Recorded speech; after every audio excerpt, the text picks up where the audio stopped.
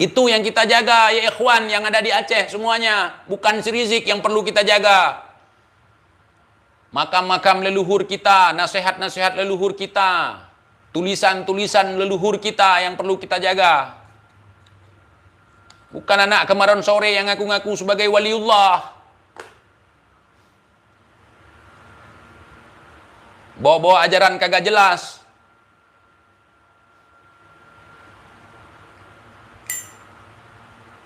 Mereka, datuknya itu kerjasama dengan Belanda. Datuk kita itu jangankan kerjasama, disentuh saja oleh Belanda, ngamuk. Masih ingat kata-kata Cunyadin? Hei kaphe, bek kamat ke. Hei kafir, kafir, jangan sentuh aku. Walaupun beliau sudah buta, beliau sudah lemah di usia senjanya dalam melakukan perlawanan ketika beliau ketangkap gara-gara dilaporkan oleh anak buahnya sendiri. Karena kasihan di tengah-tengah hutan masih bergerilya, orang sudah tua, sudah buta. Dilaporkan nama anak buahnya sendiri ke Belanda, disuruh tangkap. Kemudian diasingkan ke Sumedang. Beliau nggak mau dipegang-pegang. Boro-boro kerjasama dapat bintang salib. Tapi nggak ada kita bilang beliau waliullah, nggak ada. Tapi yang dibilang waliullah salib di dada. Gua heran sejarah kalian. Waliullah kok salib di dada? Halal darah kamu TJ, betul, gua kan bukan anak haram, jadi nggak haram darah gua. Terus gimana?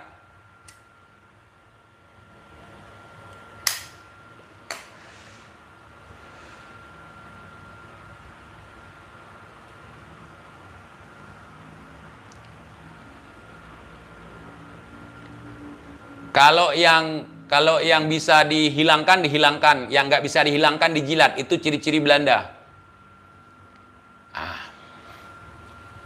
Udah mau kalah, ajak islah.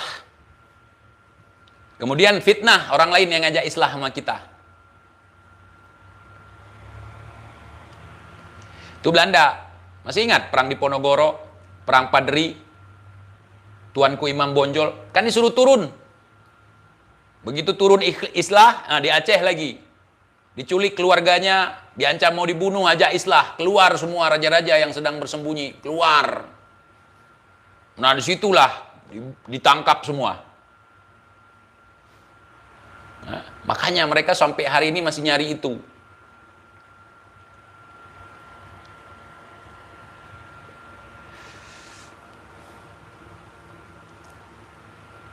Lihat kamu ya TJ nggak lama lagi. Gua memang nggak lama lagi bang. Kalau lu kan masih lama bang. Gua malah berdoa jangan sampai gua sempat melihat peristiwa kiamat. Kalau lu nggak apa-apa. Barangkali lu yang akan dimatikan paling telat. Yang bisa melihat kehancuran dunia ini. Kalau gua enggak.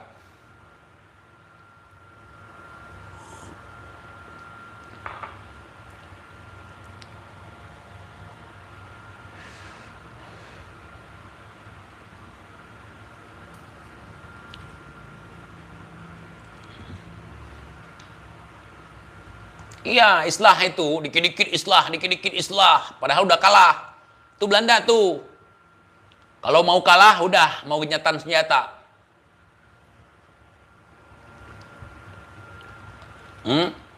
Dan itu berlaku sampai hari ini ya ikhwan.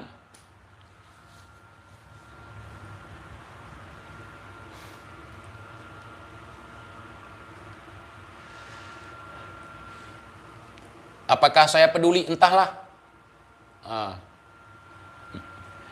Udah komen di kamar mandi kalau kayak gitu.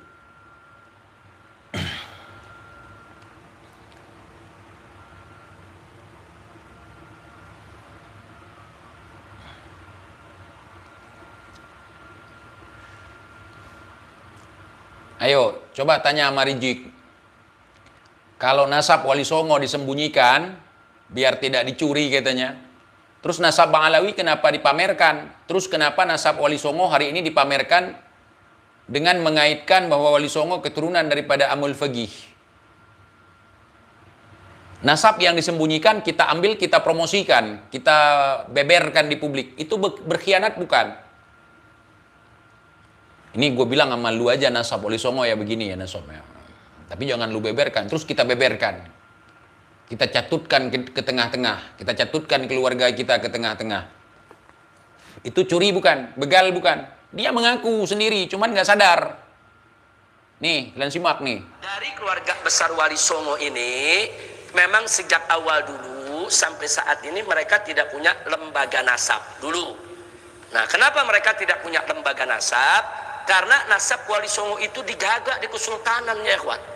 Semua Sunan Gunung Jati, itu di Kesepuhan Cirebon saudara, itu digagak nasabnya. Kesultanan Banten digagak nasabnya. Nasab itu turun-temurun, dan pihak kesultanan sendiri punya ahli nasab yang mencatat. Pertanyaannya kenapa tidak dipublikasi? Karena dulu para Wali Songo dan keturunannya khawatir kalau nasabnya dipublikasi nanti dicuri orang.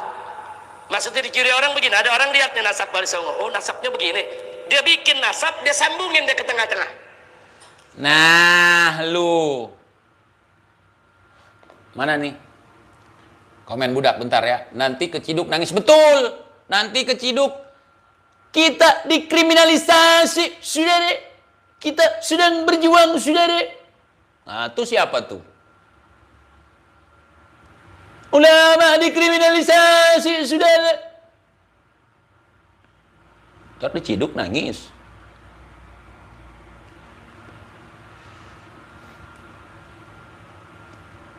Terus yang ngambil nasab Wali Songo kemudian dicaplok di tengah-tengah jadi keturunan Amul Fagih siapa? Itu hasil curian, hasil begal atau hasil apa itu? Tolong dijawab. Ini nanya, bukan nuduh. Berdasarkan kalimat ini, Rijik.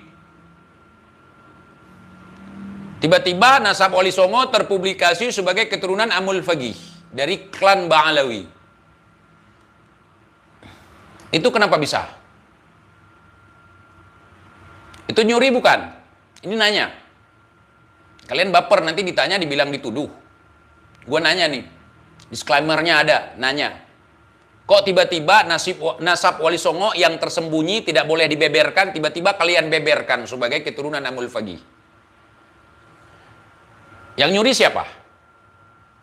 Terus, nasab Wali Songo disembunyikan biar tidak diobok-obok oleh penjajah, terus biar tidak dicuri. Kenapa nasab Ba'alawi justru dibeberkan? Bahkan disahkan lagi oleh Belanda.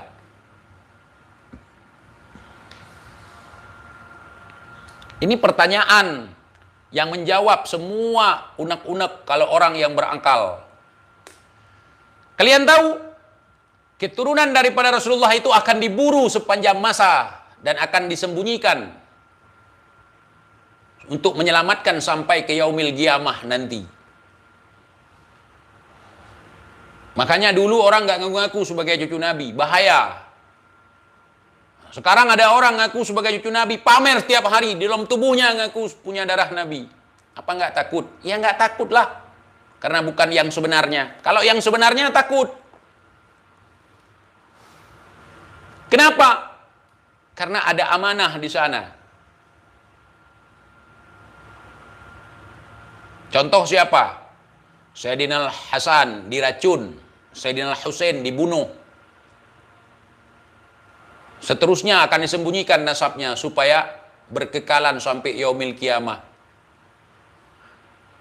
Terus kenapa ada orang ngaku-ngaku sebagai cucu Nabi?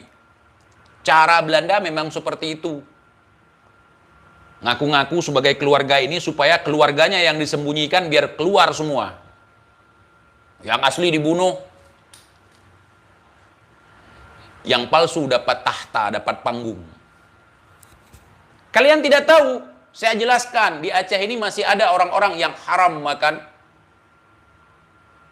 zakat. Yang diharamkan makan sedekah. Siapa mereka? Wallahu a'lam, kita tidak tahu. Boro-boro minta-minta. Dikasih aja zakat, nggak boleh terima. Boro-boro ngemis. Lebih baik mereka mengikat perut mereka dengan karet ban sepeda daripada mereka harus ngemis-ngemis untuk makan.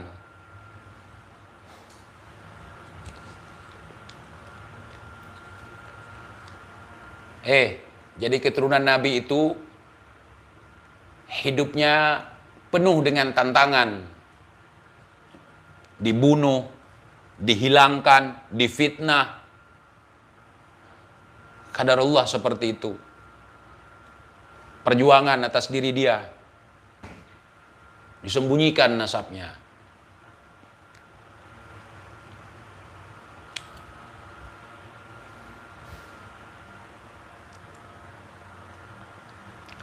Yahudi itu tidak terima kalau ada nabi di luar daripada keluarga mereka.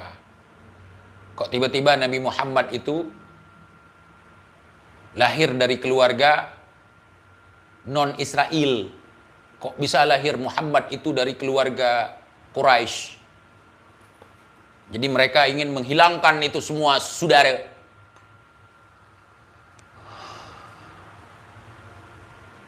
Belum lagi ketakutan kemunculan Imam Mahdi dari kalangan keluarga Nabi, zuriyah Nabi. Makanya diburu. Ini pamer.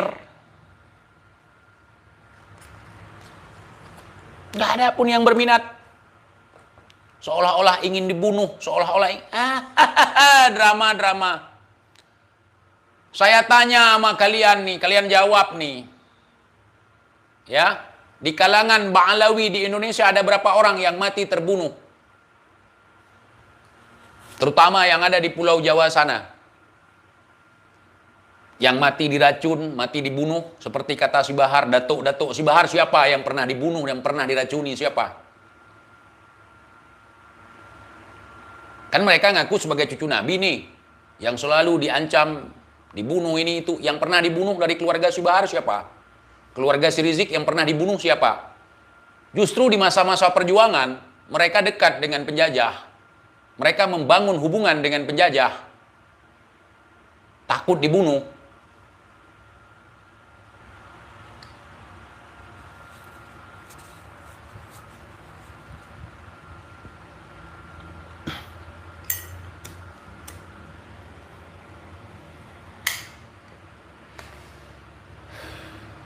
Siapa Datuk si Bahar yang mati di medan perang? Siapa Datuk Rizik yang mati di medan perang? Mereka ngakunya sebagai anak cucu pejuang. Hah? Tolong sebutkan satu aja.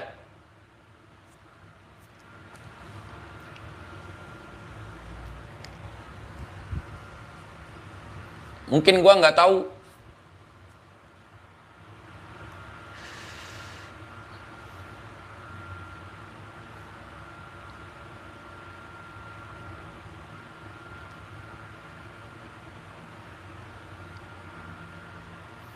Kalau datuk mereka yang kerja sama dengan Belanda, gue tahu. Jangankan mati, miskin aja takut. Kalangan mereka. Bahkan ribut sesama mereka gara-gara memperebutkan makan.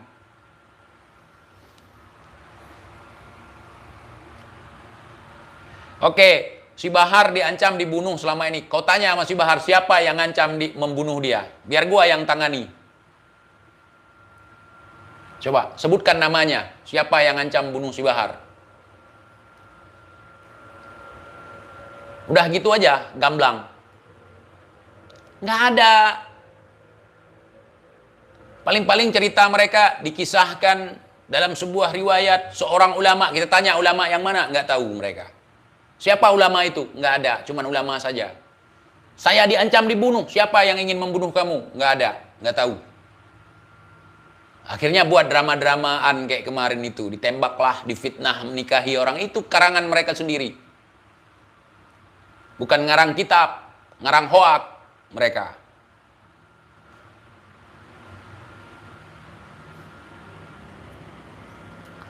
Terus ada lagi upaya penyuapan si Bahar, ratusan triliunan, agar tidak membahas pemerintah. Gua tanya, siapa yang mencoba nyuap lu Bahar?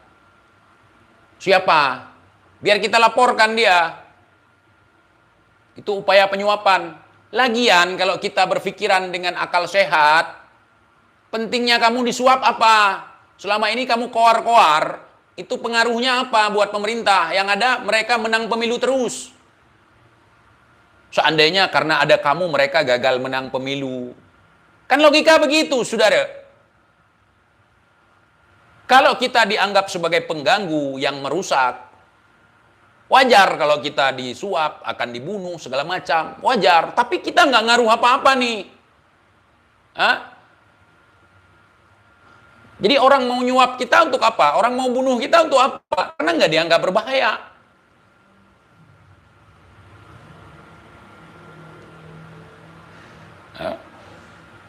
Apa bahaya yang ditimbulkan dari mereka? Ya fitnah. Selebih dari itu kagak ada. Koar-koar perang, belum pernah saya lihat mereka terjun ke medan perang. Ada orang perang mereka yang sok-sokan jadi panglima.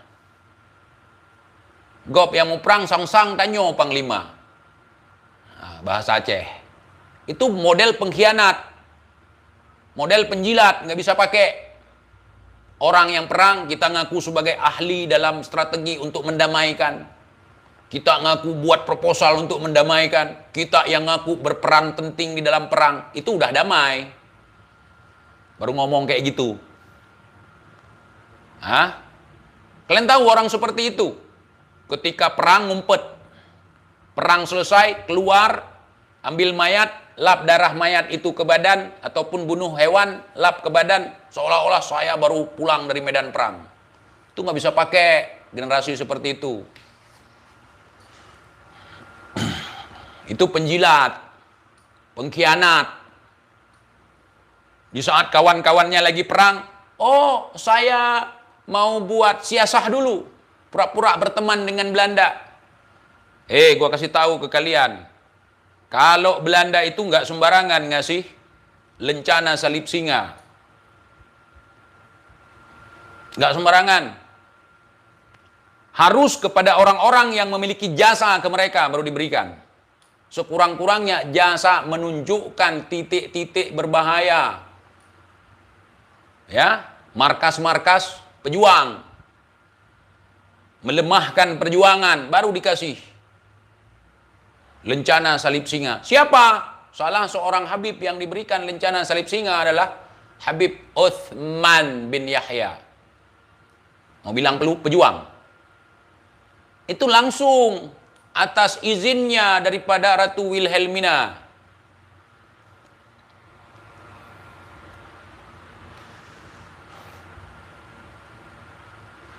Ini gua muncul untuk menjelaskan siapa model-model seperti ini. Koar-koar sini, koar-koar sana. Bacot doang, aksi kagak ada. Apa aksi mereka? Contoh nih, orang nggak pernah perang, baru mati 6 orang, koar-koar bertahun-tahun. Hasil kagak ada juga. Kalau orang perang, mati 1 juta pun kagak peduli resiko perang. Coba kalian tanya di Aceh, ada berapa banyak ulama yang dibunuh? Ada berapa banyak orang yang dibunuh kemudian difitnah sebagai PKI? PKI aja kagak paham. Berapa banyak orang yang hilang di Aceh kemudian dibunuh karakternya di masa Orde Baru? PKI katanya. Pas kita cek orangnya bukan PKI. Dihasut. Supaya bisa cuci tangan. Paham? Itu peninggalan Belanda. Kebanyakan baca buku Samko. Siapapun yang menghalang kegiatan politik yang tidak sejalan dengan kita, ratakan. Ratakan, kata kalimat ratakan itu kalimat Belanda. Baca buku sejarah yang asli. Kata-kata ratakan itu Belanda. Versi Melayu. Ratakan. Itu untuk membunuh, untuk memukul mundur pejuang-pejuang. Menyerang tempat-tempat persembunyian, menyerang benteng-benteng lokal. Ratakan, kata jenderal Belanda. Bukan jenderal umat Islam yang ngomong seperti itu. Jenderal Belanda. Ratakan.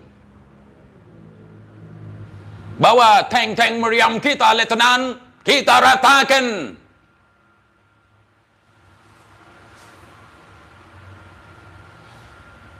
Kita bolong-bolongkan. Nggak ada bolong-bolongkan. Tapi dibolongkan beneran, dibolongkan benteng-benteng pertahanan pejuang. Istilahnya ratakan. Coba lihat kalimat demi kalimat mereka, rata-rata kalimat Belanda mereka adopsi. Ya kan datuk mereka itu antek Belanda, itu yang ditinggalkan ke mereka.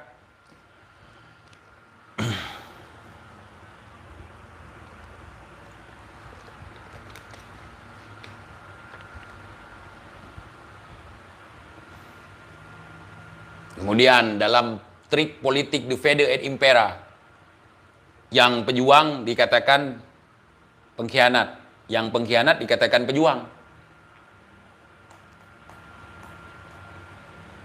Betapa miris negeri kita, apalagi di Aceh. Makam penjajah istimewa, makam pejuang begitu-begitu saja. Akhirnya orang pada tertarik terhadap ziarah makam Belanda. Makam pejuangnya sendiri kagak keurus. Itu trik Belanda, saudara.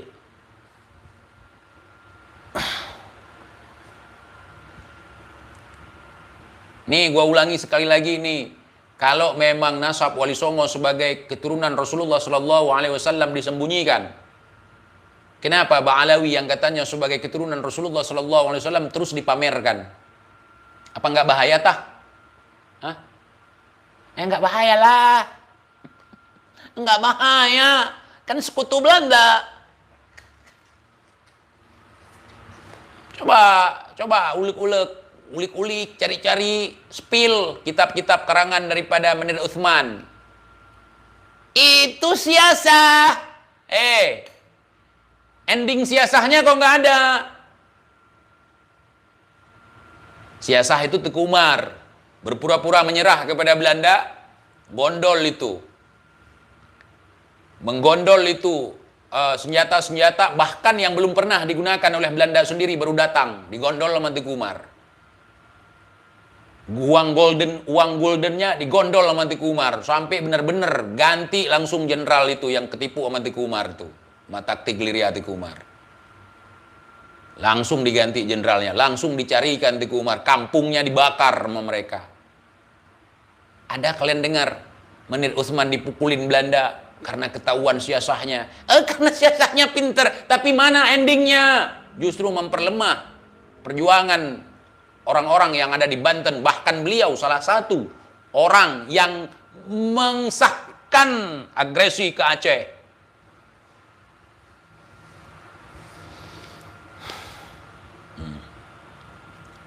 Baca Geger Cilegon. Bahkan mendoakan supaya Belanda makmur. Kalian tahu Ratu Wilhelmina itu yang dekat sekali dengan Menir Uthman. Itu salah satu orang yang sangat tidak setuju Indonesia berdiri sendiri. Orang yang sangat tidak setuju Indonesia merdeka. Mengingat fasilitas sudah dibangun di Indonesia. Mengingat sudah banyak mengeluarkan uang dalam perang panjang di Indonesia. Di bawah pengaruh Hindia Belanda.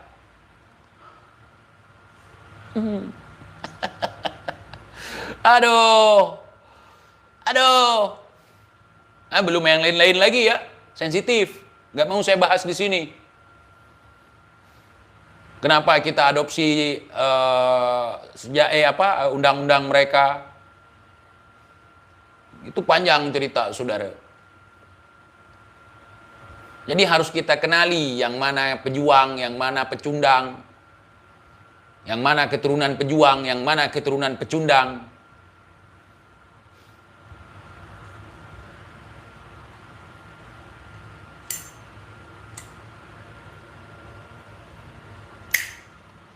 Merah putih itu Datuk anak yang temukan, pret.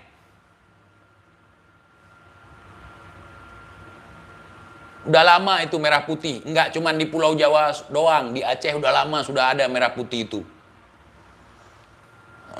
Bahkan dalam syair-syair lama itu, dalam syair-syair jihad itu ada tentang merah putih.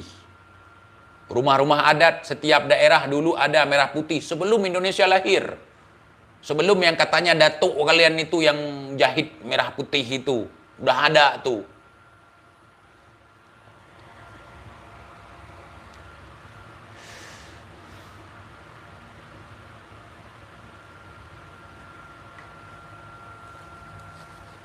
Apalagi kalian mau ceritakan sejarah yang kalian baca di Google.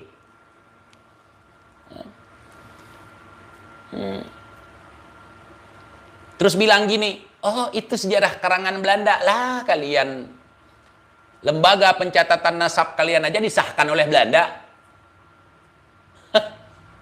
Katanya tadi nggak terima sejarah yang dibuat oleh Belanda. Tapi pengesahan lembaga pencatatan nasab kalian disahkan oleh Belanda, kok kalian terima? Ada-ada aja kalian. Hei, tidak ada kejahatan yang sempurna, bro. Kebohongan mau dibuat gini, gitu, nggak bisa. Sejarah mengatakan, ini fakta sejarah. Bukan motherfucker.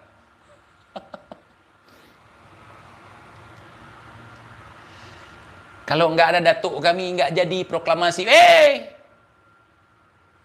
Tunggu dulu. Siapa datuk ente? Apa perannya? Paling datuk ente ngarang-ngarang lagu doang.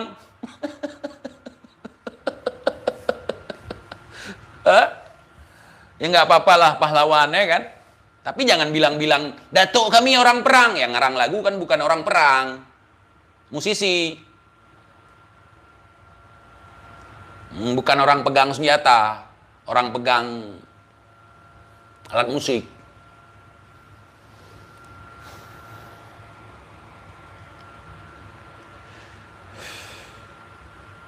Kalau datuk-datuk kami orang pegang senjata.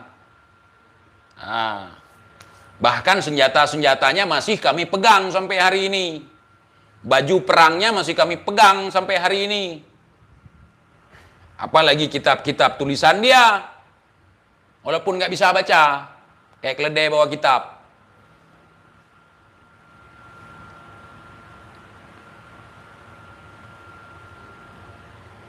Ya. Senjatanya masih kita simpan berpeti-peti. Ada orang luar mau beli kemari, kita larang, kita yang beli. Kita selamatkan.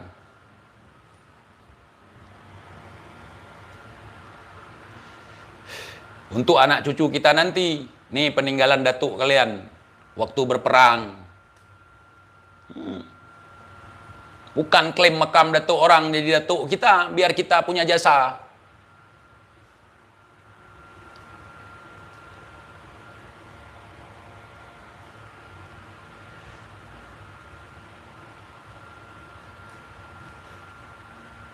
Hati-hati, jaga makam datuk kalian. Ntar jadi datuk orang. Kalian gak diizinin masuk. Ini udah ada nih di sini. Kita mau ziarah ke datuk, kita nggak diizinin. Datuk mereka katanya. Ya udahlah ambil.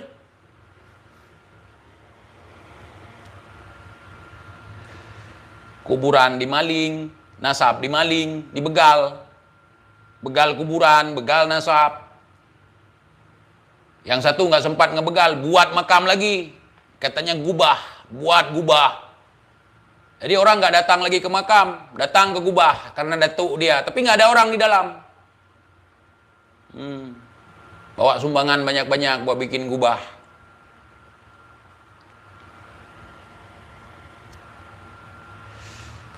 Apa nggak gila kalian itu? Aduh, belum lagi. Kalau pengikut-pengikut Belanda dari pribumi jangan salahkan, ada. Itu banyak sekarang keturunan mereka. Di zaman Belanda aja banyak sekali. Orang-orang yang jadi antek-antek Belanda. Orang pribumi. Yang takut mati, takut lapar. Jadilah antek-antek Belanda. Kort Marsose itu hampir 80% itu penduduk pribumi. Marsose. Kort Marsose itu. Biar kalian tahu. Ada yang dari Afrika. Itu yang impor dari Afrika. Karena duluan mereka membuat agresi ke sana. Bawa orang-orang dari Afrika kemari. Kemudian dari Manado. Dari apa lagi? Yang di Aceh, yang makam di Aceh ya. Dari Manado ada. Yang dari dari Sunda ada, dari Jawa ada, dari Apalagi lupa saya. Oh, lupa satu lagi. Pokoknya orang sana. Banyak. Jadi jangan heran kalau hari ini banyak budak-budak. Mungkin keturunan mereka. Keturunan Londo Ireng. Kalau di Jawa disebut, iya dari Ambon. Londo Ireng disebut.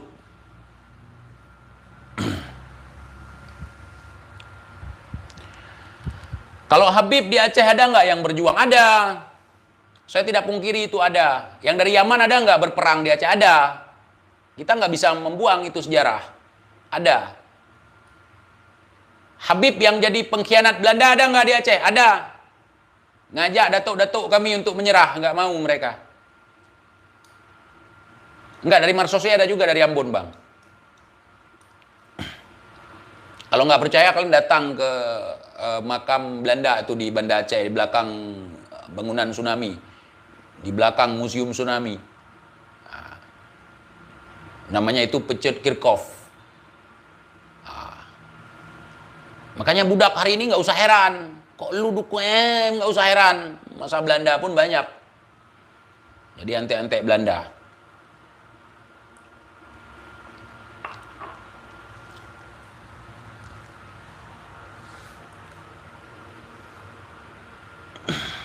Apalagi lover nih, mendongkol nggak pernah. Lalu ngapain nanggapin? Kalau nggak nanggapin, lalu kan nanggapin di sini. Jadi nanggapin gimana, bro? Nanggapin nggak nanggapin gua, bukan berarti gua nggak ada pengaruh apa-apa. Tapi nggak berani sama gua, bilang aja gitu. Gua masuk penjara 20 hari bukan nanggepin. Hah? Kirim pasukan Rijik, perintah dari Petamburan ke kampung gua, ketemu sama gua 4 orang, bukan nanggepin. Untuk minta maaf, untuk buat video minta maaf, teken surat minta maaf, bukan nanggepin. Memang Belanda kalian. Terus komandan FPI dari Banda Aceh datang ke kampung gua, nggak berani ke rumah gua, tapi ke rumah kepala desa. Itu bukan nanggepin.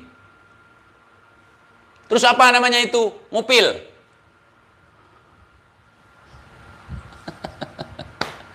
Aduh. Hah? Apa namanya itu? Coli. Mereka pikir gua dijebloskan ke penjara 20 hari buat nakut-nakutin gue, habis itu gue diem. Di sana habis buat islah, gua disuruh ngahajar lawan-lawan mereka, gua nggak mau. Pokoknya ada orang-orang nanti TIJ, kalau yang bahas-bahas Rijik, nanti kamu garda terdepan. Kemudian di dalam live gue dibilang sebagai Bahar versi Ikhwal. Najis gue. Apa kalian gak nonton itu?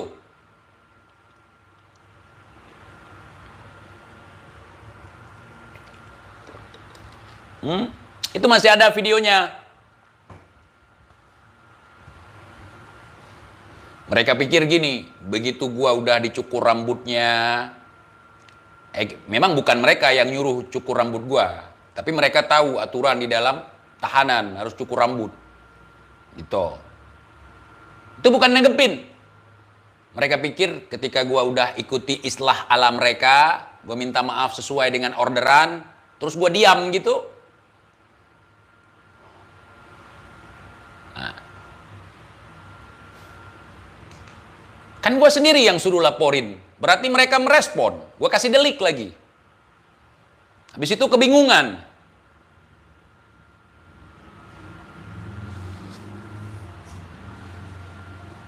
Kalau nggak minta maaf pun sama mereka, paling gue 3 bulan ditahan.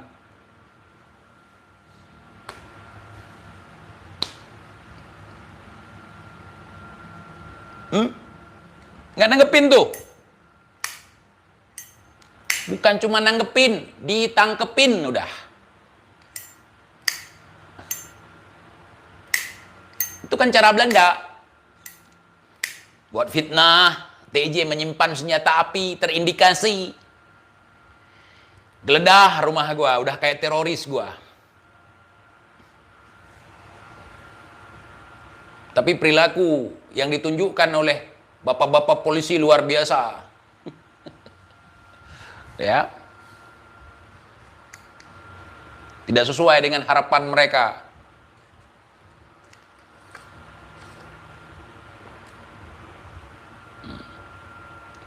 Habis berapa kemarin menjarain TIJ?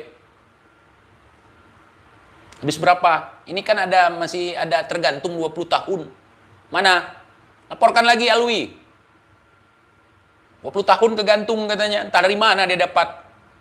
Entah undang-undang Belanda. Mungkin itu undang-undang negara Belanda, nggak ada di sini.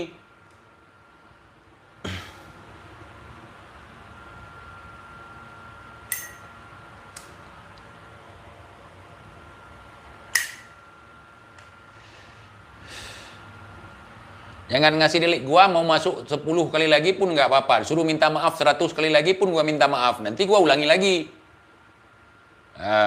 Aku berjanji, kalau aku tidak akan membahas kalian lagi. Nanti kalau aku membahas kalian lagi, aku berjanji lagi.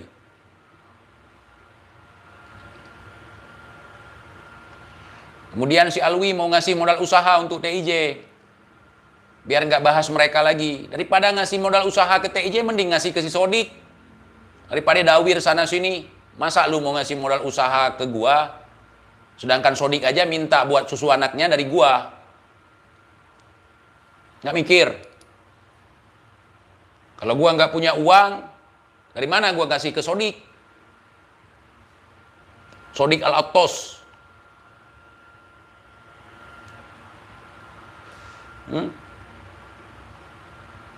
Mikir. Kasih ke Sodik. Jangan nipu-nipu TKW minta uang atas nama anak yatim bimbingan TIJ. Kasih ke dia. Modal usaha. Kalau untuk menghentikan saya nggak bisa. Kalian pikir cuma kalian yang punya mulut.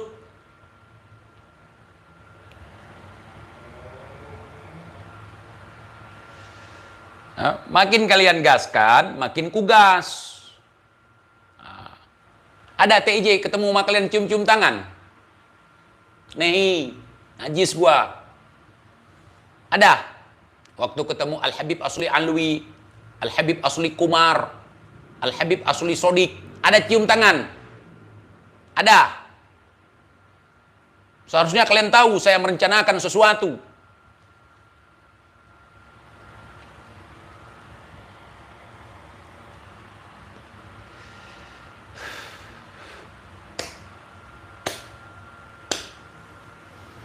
Kalian kan nanya, data mana data Kumar? Sekarang gue giliran nanya, data mana data kalau kalian cucu Nabi? Seharusnya bukan dari saya kalian nanya. Data mana data kalau kami bukan cucu Nabi? Bukan begitu nanyanya. Nih data kalau kami cucu Nabi, begitu. Kenapa hari ini bawa Robitoh? Waktu itu kalian fitnah, saya memfitnah Robitoh bersama Bung Lubis. Saya tidak mau memfitnah. Hari ini kalian lah, masyarakat lah, umat lah lihat sendiri.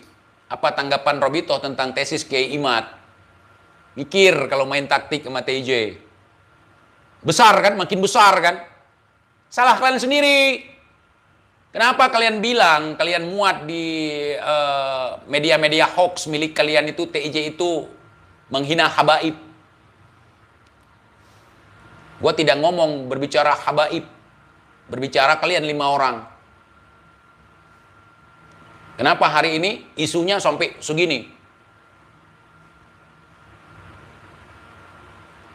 Kemudian ala redam mereka ala Belanda, teman-teman. Ributnya cuma di sosmed. Tapi di kehidupan sehari-hari nggak ngaruh katanya. Itu ala Belanda. Dulu cuman kowar-kowar di Nusantara aja. Di dunia internasional nggak ketahuan. Di dunia internasional sudah berpikir bahwa Indonesia, Nusantara ini udah jadi bagian daripada Belanda. Udah jatuh ke tangan Belanda semuanya. Tiba-tiba ketika konferensi meja bundar. Tunggu dulu. Kalian jangan klaim wilayah Nusantara sebagai wilayah Belanda. Masih ada Aceh yang berdiri kokoh sampai detik ini. Gitu. Setelah lumpuhnya, setelah tumbangnya Yogyakarta. Mereka mengklaim bahwa semua Nusantara ini udah jatuh ke tangan Belanda. Itu konferensi meja bundar. Mereka nggak tahu radio Rimba Raya itu sedang berkoar-koar ke seluruh dunia internasional. bahwasanya Indonesia masih berdiri kokoh, belum jatuh, belum tumbang. Hari ini koar-koar di medsos doang rame. Itu kan framingan Belanda. Saya nggak heran lagi hari ini, cara-cara mereka kok cara Belanda semua. Ternyata datuknya itu antek-antek Belanda.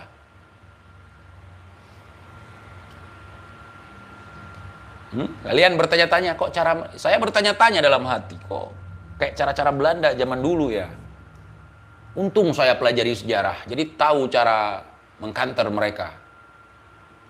Cara mengkanter Belanda seperti... Belanda itu, datuk kami dulu, ya, itu nggak kalah perang, nggak kalah taktik, tapi kalah perasaan. Angkat tangan, berbaik sangka, udah, husnudzon aja, husnudzon aja. Habis itu kena, yuk kita islah, kami menyerah. Kena sampai situ, kena tipu muslihat. Itu kejahatan perang. Udah menyerah, tiba-tiba menyerang lagi, nggak boleh.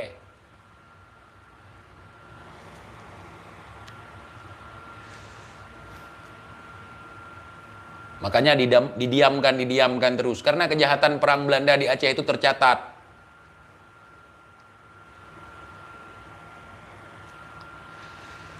Kemudian kedaulatan Aceh dikembalikan waktu itu. Dari Aceh diserahkan ke Jakarta. Kita tahu sejarah, teman-teman. Sekarang sibuk orang Aceh datang ke Belanda nuntut untuk diserahkan kedaulatan Aceh. Hoi, saudaraku. Nggak perlu kalian demo-demo depan kantor Belanda lagi. Nggak perlu. Kedaulatan sudah diserahkan kepada Mr. Daud Breeh. Oleh Mr. Daud Breeh menyerahkan kedaulatan kepada Republik Indonesia. Jadi nggak perlu lagi pertumpahan darah. Capek aja kalian. Ya.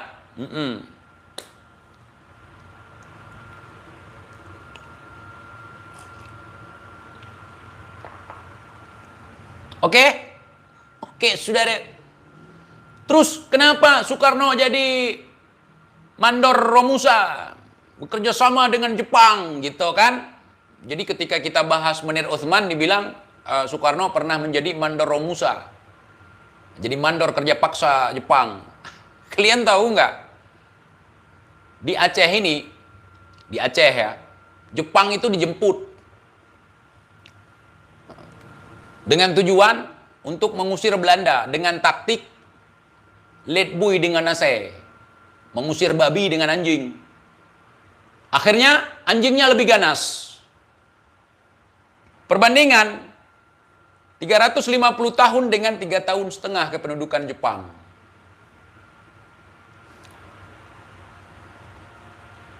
Habis. Dengan tujuan apa? Bung Karno juga waktu itu. Kita sama-sama bekerja sama dengan Jepang, sesama Asia untuk mengusir penjajahan dari Eropa. Makanya kalian jangan belajar sejarah sama Rijik, sama Bahar. Mereka nggak tahu apa-apa, cuman sok tahu aja. Sok tahu. Rijik, Bahar, sok tahu soal sejarah. Gua yang ngomong nih. Sok tahu.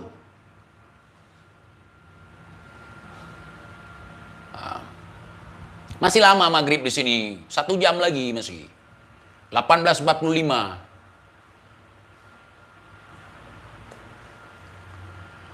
Sejarah PKI aja dibahas sama Rijik.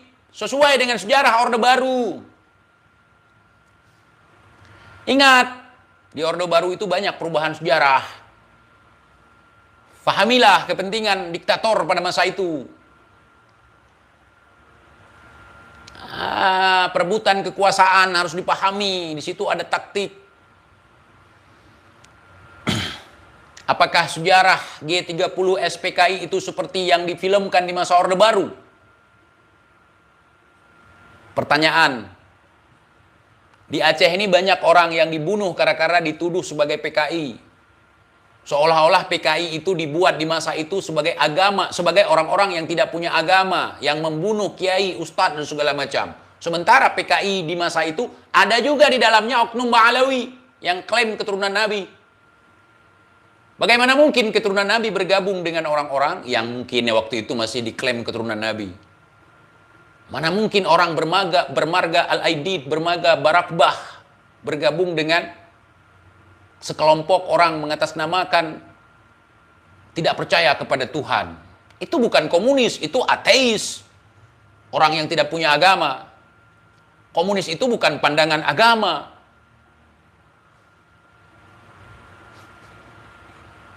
Makanya orang Indonesia kan anti sekali terhadap Palu Arit, logo komunis. Seolah-olah itu lebih parah daripada Yahud. Karena memang konstitusi kita tidak membenarkan komunisme. Apalagi kebangkitan PKI di negara komunis sendiri, negara bekas negara komunis seperti Rusia aja, komunis nggak berlaku lagi zaman sekarang. Semua sudah dikuasai oleh kapitalis. Apalagi Indonesia. Saham terbesar di Indonesia adalah sahamnya kapitalis. Mereka tidak akan membiarkan dong komunis hidup.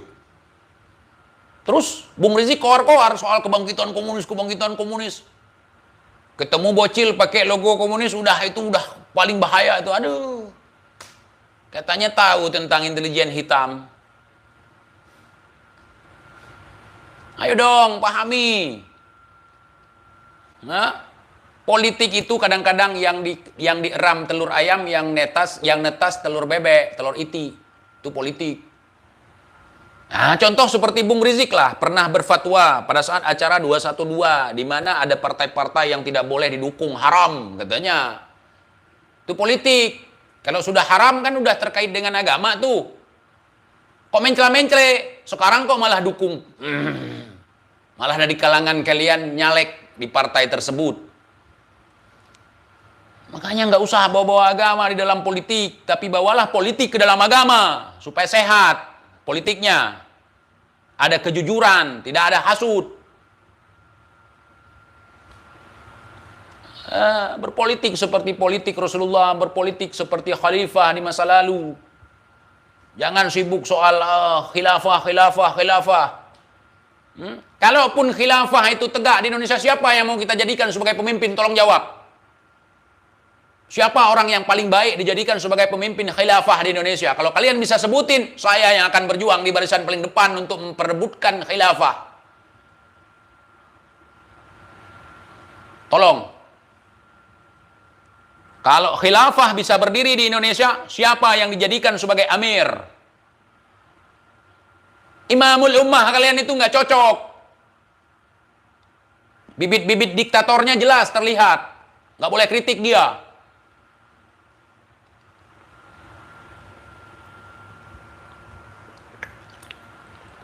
Belum berkuasa aja udah sok berkuasa. Kritik dia bukan penguasa, bukan siapa-siapa. Kita kritik dia. Apa yang terjadi? Persekusi. Udah bang, kalau maghrib sholat dulu bang, di sini belum. Maghrib sholat, jangan teriak-teriak di sini bang. Ketahuan abang nggak sholat. Di sini kalau udah maghrib azan, nggak ada yang teriak-teriak lagi kalau udah maghrib. Pintu depan rumah ditutup. Nah, anak-anak suruh masuk.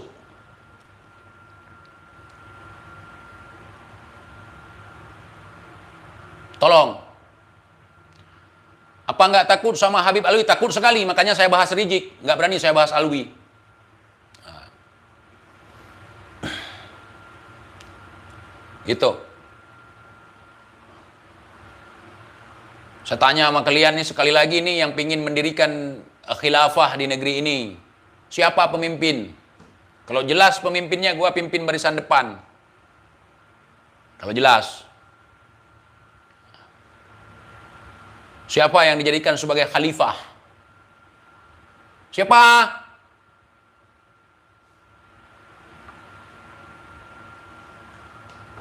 Kalau Rizik nggak cocok. Gue udah bilang tadi.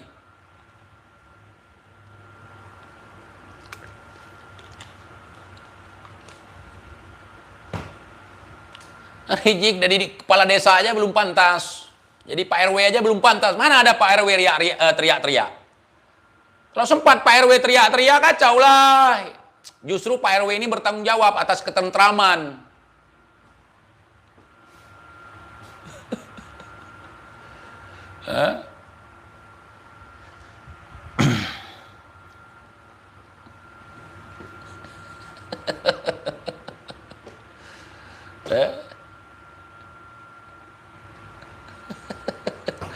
Gimana mau mendirikan khalifah? Gimana mau mendirikan khilafah sedangkan khalifahnya nggak jelas? Siapa yang mau dijadikan khalifah? Hah? TJ mau kalian? TJ jadi khalifah? Nggak mau kan? Belum apa-apa aja udah nggak setuju. Kozinuddin kemarin keluar-keluar, biarin aja dia, biar viral dia, biar dapat job.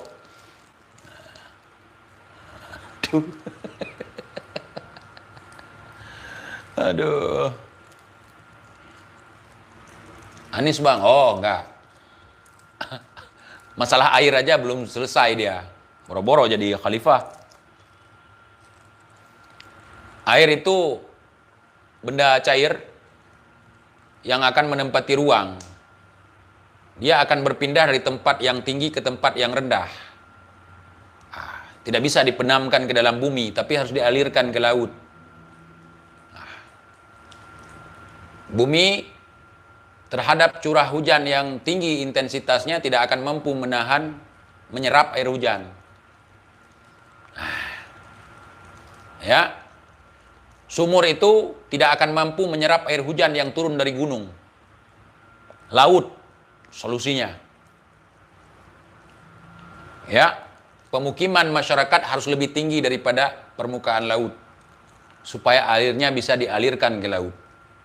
Kalau bab air aja belum kelar, nggak usah cerita ini itu.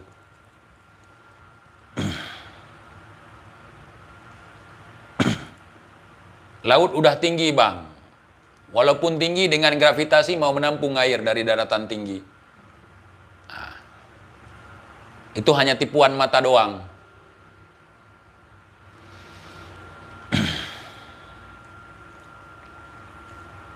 Ya, oke teman-teman, saya malam ini kalau tidak live, saya pingin ada acara pengoboran sumur resapan ya. Gimana sumur resapan? Udah dibersihkan? Bersihkan. Ya, di malam saya ada acara sambung pipa ke sumur resapan. Teh Yuli,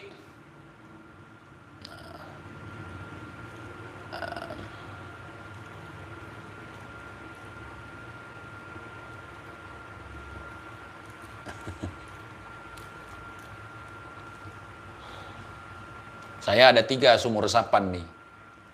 Tapi dari sumur resapan bisa juga kadang-kadang tsunami.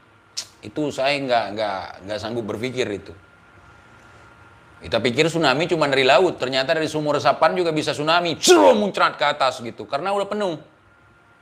Karena kan yang menempati ruangan sumur resapan bukan cuma air, tapi juga ada udara, ada gas di dalamnya. Ya. Ya, malam apa nanti malam? Malam Jumat. Oh, pas sekali. Kalau malam Jumat pas dong. Oh iya ya. Kok pas ya? Mudah-mudahan sumur serapan malam ini berkah ya.